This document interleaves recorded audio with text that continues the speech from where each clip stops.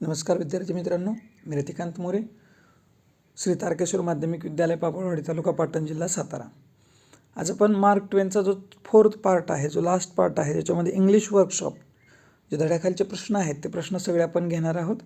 पहिल्या 3 पार्टमध्ये आपण पहिल्या 2 पार्टमध्ये ॲनेक्डोट्स आणि तिसऱ्या पार्टमध्ये कोटेशन्स अशा पद्धतीने आतापर्यंत आपण या धड्यामध्ये घेतलेलं आहे.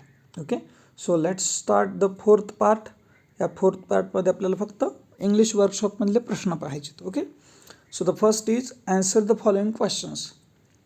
Did Twain tell the barber who he was? It means that Mark ट्वेननं बार्बरला सांगितलं होतं का की मी कोण आहे? Actually no, because he told him that की this is the best day you come here. Okay, and today mark ट्वेन is about to give the lecture here असं सांगितलं होतं. It means that he did not tell him who he was. Okay, तर तुम्ही उत्तर काय लिहाल त्याचं? फक्त this is yes no type question, so you can write only no. Okay, कारण वाक्याची सुरुवात बघा कशानं झाले, डीड न झाले. डीड हे हेल्पिंग वर्ब आहे. याचा अर्थ काय? तर ह्याचं उत्तर तुम्हाला येस किंवा नोमध्ये द्यायचं आहे. ओके, सो ह्याचा आन्सर येईल no. Next, was in particular how he dressed when he was visiting friends? म्हणजे काय की ज्या वेळेस पण मार्क ट्वेन काय करत होता, पोशाख करत होता किंवा कपडे घालत होता, त्यावेळेस कुठं जाताना तो जागरूक असायचं का की पर्टिक्युलर असायचं की व्यवस्थित असेच कपडे घातले गेले पाहिजेत, अशासाठी पर्टिक्युलर होता का? ओके, तर ह्याचं उत्तर तुम्ही काय लिहाल? Yes.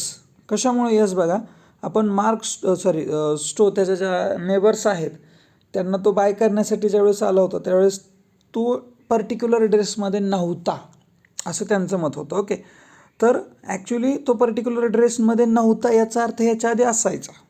Okay, it means that तुम्हाला असं म्हणता येतं की yes, Twain was particular about his dress. Okay, because when Mrs Stowe saw him without any collar and tie she was surprised. Okay, ती सरप्राईज झाली होती. ओके, मीन्स ज्यावेळेस तो त्यांना बाय करण्यासाठी आलेला होता that time she was surprise that की Mark Twain was always in proper dress, but today he is not in proper dress. Okay, it means that तो पर्टिक्युलर असायचा, लक्षात घ्या. ठीक आहे. Next, was Twain particular about what word he used? कोणते शब्द वापरावेत ह्याच्याबद्दल तो पर्टिक्युलर होता का? Yes, he was particular. Right. Okay, कारण तो शब्द ज्यावेळेस त्यानं त्या रीडरला सुद्धा रिप्लाय केला त्यावेळेस सुद्धा व्यवस्थित शब्दातच त्यानं रिप्लाय केला. ओके, फक्त ह्युमरस असे वर्डिंग त्याचं असायचं. डू यू थिंक ट्वेन approved a spelling reform? Give reason your answer. बघा काय सांगितलं आहे की तुम्हाला सांगितलं आहे आपण त्याच्यामध्ये स्पेलिंगच्या संदर्भात त्यानं जे शेवटी मला वाटतं दुसऱ्या पार्टमध्ये आपण बघितलं आहे बघा की त्याच्यामध्ये त्यानं स्पेलिंग रिफॉर्मच्या संदर्भात काही कन्सेप्ट सांगितल्या होत्या. तर त्याच्यामध्ये काय सांगितलं आहे की did you think twin approved of spelling reform? Okay, म्हणजे तुम्हाला असं वाटतं का की त्यानं जे काही रिफॉर्मेशन केलं होतं, म्हणजे जे त्यानं असं विचार केला होता की आपण शब्दांच्या स्पेलिंगमध्ये काय करूयात, थोडीशी पुनर्रचना करूयात, तर याला त्याची संमती होती का? म्हणजे त्या गोष्टीला संमती देत होता का की आपण चेंजेस करूयात? ओके, म्हणजे हे तुम्हाला वाटतं का? आणि जर तुम्हाला वाटतं असेल तर कारण द्या की तुम्हाला का तसं वाटतंय ते. आता बघा, लक्षात घ्या, त्यानं ज्यावेळेस तो पॅसेज लिहिला तर त्याच्यात सुरुवातीला त्यानं लिहिलं होतं की he propose different spellings for the improvement of English spelling. म्हणजे त्यानं विचार केला की आपण थोडंसं एक प्रपोजल मांडलं होतं त्यानं की आपण इंग्लिशमध्ये काय करूयात, थोड्याशा स्पेलिंग चेंजेस करूयात. मग त्यानं काय केलं त्या संदर्भात की रिफॉर्मेशन केलं, पण तरीसुद्धा त्यानं एका ठिकाणी असं लिहिलं होतं की मिसप्रिंट. पुन्हा कोटेशनमध्ये आपल्याला एका ठिकाणी दिसतं की वेन यू असं एक वाक्य होतं बघा की when you work on health books, when you read the health books, so a misprint can kill you.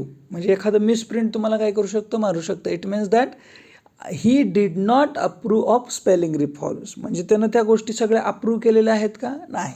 Okay, next, how did Twain explain the spider in the paper? What did he want to highlight? बघा, त्याच्यामध्ये आपल्याला एक असं question केला होता रीडरने की there is spider in my paper, so is this fortune or misfortune to me, म्हणजे माझ्यासाठी गुड लक आहे का बॅड लक आहे. सो ही रिप्लाइड दॅट, त्यानं काय रिप्लाय केला होता पहा, ही रिप्लाइड दॅट की the spider is there to see which merchant has not given the advertisement in the newspaper. So कशामुळं, so he will go there and he will spin his web across the, काय म्हणतो आपण त्याला, at the door, म्हणजे त्याच्या दरवाजाला जाऊन तो काय करेल, स्पायडर आपला काय करेल, जे जाळं आहे ते काय करेल, विनल. Okay, and he will spend his rest of the life, आणि त्याचं आयुष्य जे आहे ते निवांतपणे काय करेल तर तिथं घालवेल. म्हणजे याचा अर्थ काय की जो आळशी माणूस आहे तो आळशी माणूसच ॲडव्हर्टाईज देत नाही, हे त्याला हायलाईट करायचं आहे. Okay, means the merchant who are not advertising in the newspaper are lazy, they don't want to get progress. Okay, त्यांना त्यांच्या व्यवसायात प्रोग्रेस मिळावं असं त्यांना वाटत नाही, हे हायलाईट करायचं. आणि तो कोण आहे, एडिटर आहे ना, so he want some customers to give an advertisement. Okay, तर ते त्याला हायलाईट करायचं. Now come to the next, read the following and write the two meanings of mind and matter. आता वाक्याआधी समजून घ्या, age is an issue of mind over matter, mind over matter. आणि पुन्हा तेच आले बघा, if you don't mind does not matter. आता एक नीट लक्षात घ्या तुम्ही की आपण ज्यावेळेस ही वाक्यरचना करतो, ठीक आहे, आता हे जर वाक्य पहिलं आपण याच्यातलं बघितलं तर एज हा याच्यामध्ये सब्जेक्ट आहे, इज हे काय आहे, हेल्पिंग व्हर्ब आहे, आणि ह्याच्यामध्ये हे माइंड जे आहे ना ते माइंड नाऊन म्हणून आलेलं वाक्यात, आणि मॅटर हे सुद्धा काय आलेलं आहे, नाऊन म्हणून आलेलं आहे. ठीक आहे, पण ह्या दुसऱ्या दोन वाक्याचा जर विचार केला तर डज नॉटच्या पुढं आलं इकडं, सॉरी, तर डू नॉटच्या पुढं आले तर डज नॉटच्या पुढं आले, म्हणजे याचा अर्थ ते वर्ब म्हणून आले. Okay, means same word use as a noun and same words use as a verb. Okay, म्हणजे दोन्हीही सेम वर्ड्स आहेत, माइंड आणि मॅटर हे दोन्ही काय आहेत, शब्द आहेत, पण ह्या दोन्ही शब्दांचा वापर दोन्ही ठिकाणी, पहिल्या दोन ठिकाणी, या दोन ठिकाणी नाऊन म्हणून केला आहे, तर या दोन ठिकाणी तुम्हाला ते वर्ब म्हणून दिसतं आहे. Okay, so you can say that की in the first sentence mind and matter used as a noun, and in the second sentence mind and or the same words use as a verb. तर त्यांना काय म्हणून वापरलं आहे, verb म्हणून वापरलं आहे. Okay, enact any one anecdote in your classroom, हे तुम्हाला करायचं आहे. एक कुठलं तरी अनॅक्डोट तुम्हाला काय करायचं, प्रेझेंट करायचं क्लासमध्ये. Translate any 5 of the quotations you like, म्हणजे तुम्हाला जे वाटते त्यातले कुठलेही 5 कोटेशन्स तुम्हाला मराठीमध्ये ट्रान्सफर करायचे. आपण ज्यावेळेस कोटेशन शिकवले तुम्हाला ते मराठीत ट्रान्सलेशन त्याचं सांगितलेलं आहे. Okay, now come to the next, from group of 4 to 6 discuss whether how you can improve English spelling. आता तुम्हाला इंग्रजीचं स्पेलिंग जे आहे त्याच्यामध्ये जर इम्प्रूव्हमेंट करायची असेल, सुधारणा करायची असेल, म्हणजे माझ्या स्पेलिंग चुकल्या नाही पाहिजेत असं जर करायचं असेल तर तुम्ही त्याच्यासाठी काय करताल. ओके, मीन्स त्याला काही ऑप्शन्स आहेत की तुम्ही ते काय करून तुमचं इंग्लिश स्पेलिंग काय कराल, सुधारणार. नाहीतर तुमचं स्पेलिंग कसं होईल, जे मार्क ट्वेननं सांगितलं होतं रिफॉर्मेशन कसं करतो आहे आपण, तर त्या पद्धतीनं स्पेलिंग होईल. त्याच्यासाठी तुम्हाला तुमच्या स्पेलिंग सुधारल्या पाहिजे, तुमच्या स्पेलिंगमध्ये मिस्टेक्स कमी झाल्या पाहिजेत अथवा नाहीच झाल्या पाहिजेत, याच्यासाठी तुम्ही काय कराल. सो तर त्याच्यासाठी महत्त्वाचं काय की you should know the rules of English grammar. पहिलं तर काय सांगेल मी, रूल्स ऑफ इंग्लिश ग्रामर, म्हणजे ह्याचे जे इंग्लिश ग्रामरचे रूल्स आहेत. ओके, रायटिंगचे, सॉरी ग्रामरचे म्हणण्यापेक्षा इंग्लिश स्पेलिंगचे किंवा फॉर्मेशनचे रूल्स जे आहेत ना, ते फॉर्मेशनचे रूल्स तुम्ही काय केले पाहिजेत, व्यवस्थित समजून घेतले पाहिजेत. So understand the rules of English spelling reformation, म्हणजे जे स्पेलिंग लिहिण्याचे जे काही रूल्स आहेत ते रूल्स तुम्ही समजून घेतले पाहिजेत. Means where we use O, E, I, म्हणजे जे वॉवल्स आहेत बाकीचे राहिलेले 2-5 जे सगळे मिळून, तर ते वॉवल्स नेमके कुठे वापरायचे हे तुम्ही लक्षात घेतलं पाहिजे. Then we have to learn common mistakes. आता कॉमन मिस्टेक्स म्हणजे काय बघा, आपण बहुतांश वेळा ग्रामरचं स्पेलिंग लिहा म्हटलं की मुलं काय करतात, GRAMMARच्या ऐवजी काय करतात, ER लिहितात. Okay, this is wrong. Okay, ER हे रॉंग आहे, पण आपण काय करतो ते तेवढं केअरफुली घेत नाही. म्हणजे अशा ज्या कॉमन मिस्टेक्स आहेत we have to keep mind, म्हणजे त्याच्यावर आपल्याला विशेष लक्ष द्यायचं, keep attention on it. Okay, then काय की सम वर्ड्स, आता काही शब्दांचं आपण काय करतो, शब्द वाचताना वेगळ्या पद्धतीने वाचतो, पण त्याचा रूट वर्ड त्याच्यात लपलेला असतो, पण तो आपण बघतच नाही. Okay, so let's see the root word. त्याच्यातला काय करा, रूट वर्ड बघा नेमका कोणता आहे तो. ठीक आहे. देन समटाईम्स तुम्ही काय करू शकता, you can see some puzzles.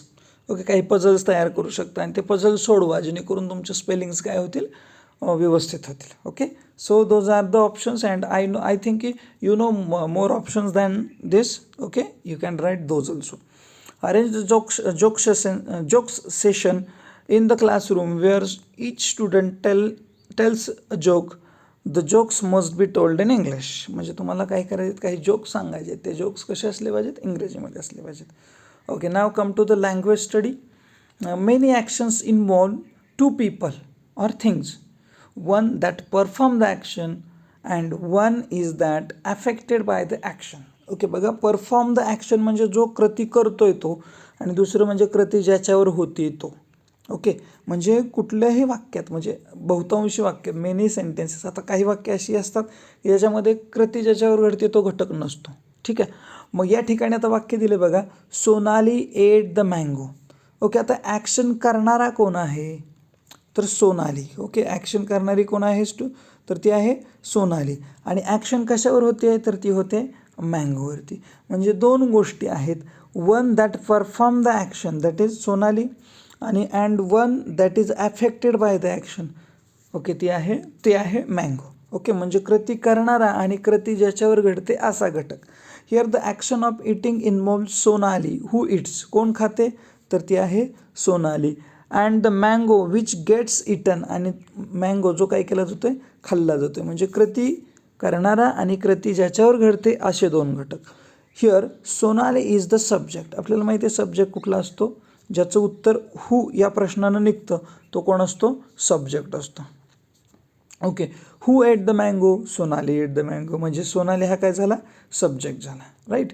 Okay, next काय म्हटलं बघा, and mango is the object of the verb. आणि मँगो हे जे आहे ते व्हर्बचं ऑब्जेक्ट आहे. आता हे ऑब्जेक्ट कसं शोधायचं, Wien you ask the question with what you will get object. तुम्हाला काय भेटेल, ऑब्जेक्ट भेटेल. म्हणजे काय, आता समजा याच्या खाली अंडरलाईन आहे, तर क्वेश्चन कसा तयार होईल, व्हॉट डीड एट असल्यामुळं Sonali it.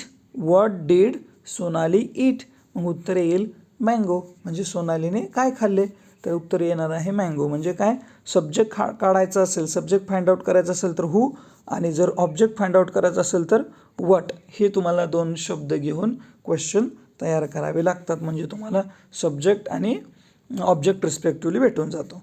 Next, when you want to talk about who perform the action. ज्यावेळेस तुम्हाला बोलायचं आहे कशाबद्दल, की ॲक्शन कोण परफॉर्म करतोय, the doer of the action is the subject. Door म्हणजेच काय, जसं ॲक्ट ॲक्टर, तसं डोअर. डू म्हणजे करणारा, आणि करणारा कोण आहे, तर तो जो कोणी ॲक्टर आहे तो ॲक्टर आहे. ओके, त्यालाच आपण काय, ॲक्टर म्हणजे डोअर आपण इथं म्हणूया. ठीक आहे, कृती करणारा आहे. देन आणि त्यालाच आपण काय म्हणतोय, सब्जेक्ट म्हणतोय. Sometimes you want focus on the object, the thing affected by the action, then you make it subject of the sentence. Okay, म्हणजे तुम्हाला कधी कधी त्याच वाक्यातला जो ऑब्जेक्ट आहे त्याला सुद्धा सब्जेक्ट बनवून वाक्य करता येतं. आता बघा या ठिकाणी पहिल्या वाक्यामध्ये ऑब्जेक्ट कोण होता, मँगो, तोच दुसऱ्या वाक्यामध्ये सब्जेक्ट झाला आहे. लक्षात येतं आहे का, आणि हे सोनाली इथं दिसतच नाही आहे. ओके, म्हणजे ऑब्जेक्ट म्हणून ते आलेलीच नाही. म्हणजे या ठिकाणची अशी सुद्धा वाक्य तुम्हाला येतात. ॲक्च्युली या वाक्याचं जे कन्स्ट्रक्शन असतं त्यालाच आपण काय म्हणतो, व्हॉइस. ओके, आपण change the voice he concept ऐकलेली असेल तुम्ही. तर व्हॉइस म्हणजे ॲक्टिव्ह व्हॉइस आणि पॅसिव्ह व्हॉइस. तर हे जे कन्स्ट्रक्शन आहे ज्याच्यामध्ये सब्जेक्ट वर्क करतो ते असतं काय म्हणूयात त्याला, ॲक्टिव्ह व्हॉइस. आणि दुसरं जे असतं ज्याच्यामध्ये ऑब्जेक्टनं वाक्याची सुरुवात होते त्याला काय म्हणतो आपण, पॅसिव्ह व्हॉइस. ओके, तर हे दोन कन्स्ट्रक्शन्स आहेत.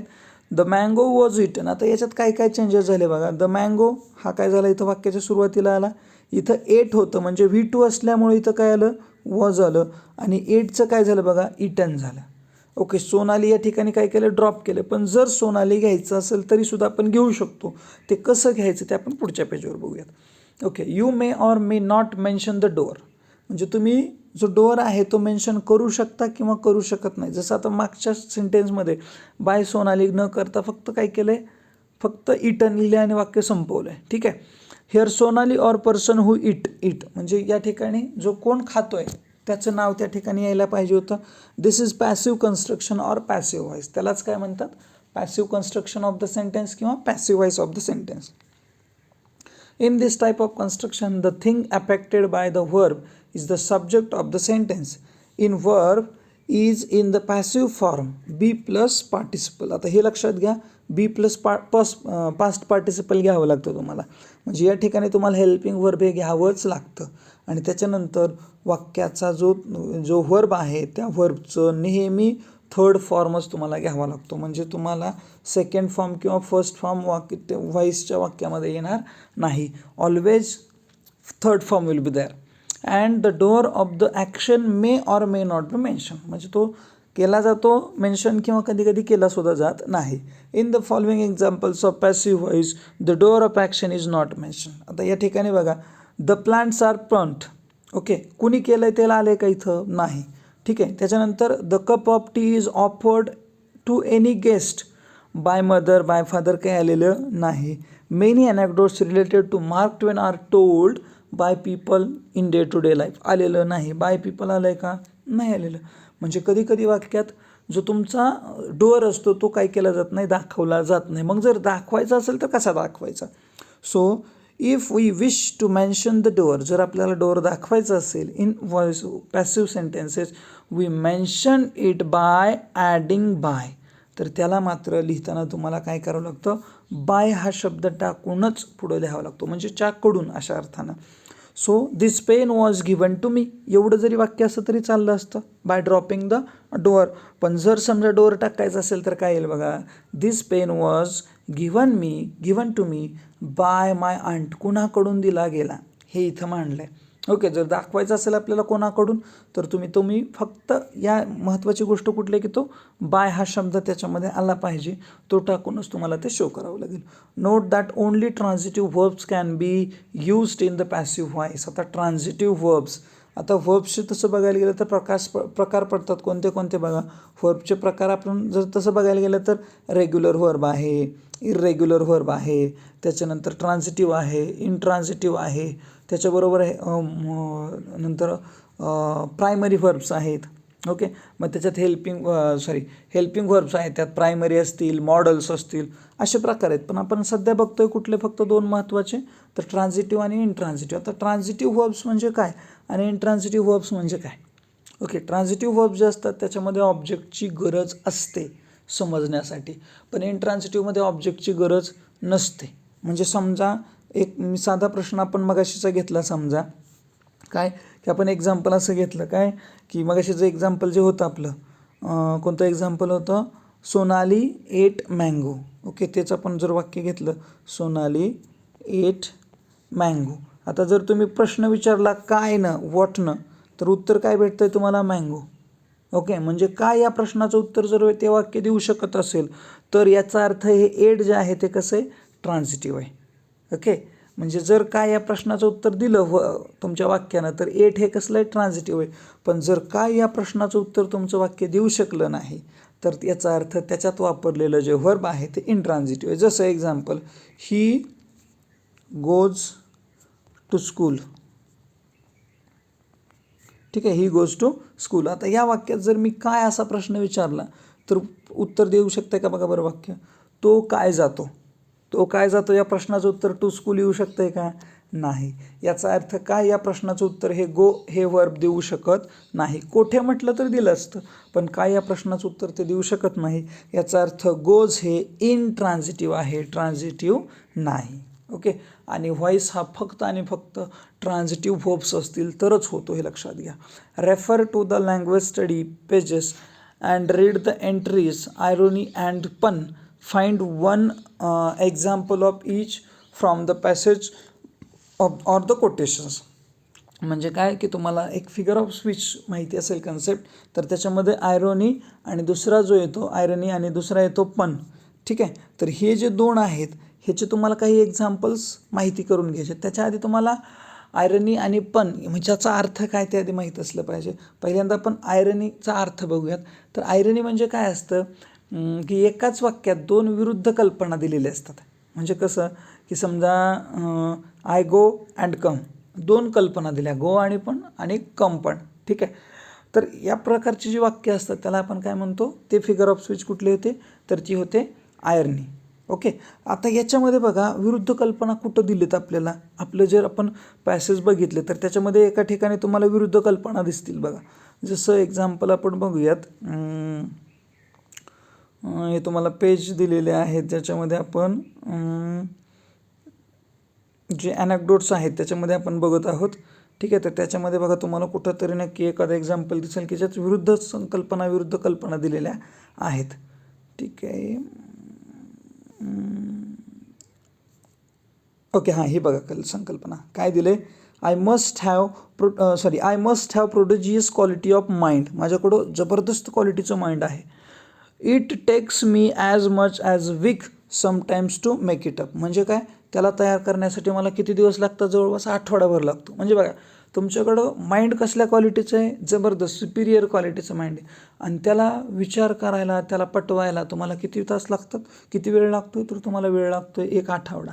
म्हणजे ह्याच्यात काय सांगितलं आहे तुम्हाला, अपोजिट संकल्पना काय केली इथं सांगितली. म्हणून याला आपण काय म्हणतोय, तर याला आपण म्हणतोय आयर्नी. ओके. तर ते एक्झाम्पल आहे तुमचं आयर्नीचं. देन पण. आता पण ही कन्सेप्ट काय बघा, कधी कधी काय होतं एकाच वाक्यात काही शब्द असतात, दोन भिन्न अर्थ एकाच शब्दानं सांगितले जातात. जसं समजा आपण इंग्रजीमध्ये आपण काही शब्द बघतो बघा, जसं आपण बिअर हा शब्द बघतो, BEAR, बिअर. तर ह्याचा अर्थ जर आपण बघितलं तर ह्याचे दोन अर्थ आहेत. बिअर म्हणजे काय करणे, सहन करणे, आणि दुसरं बिअर म्हणजे अस्वल, अशा अर्थानं पण आपण तो शब्द वापरतो. म्हणजे एकच शब्द आहे पण दोन अर्थानं वापरलेला आहे. जसं आपण एक्झाम्पल बघतो ते ह्याचं आहे बघा, माइंड संदर्भातली एक एक्झाम्पल आहे. जसं आपण मगाशीच ते बघितलं होतं, तर ते येतं, wait a minute, I will show you.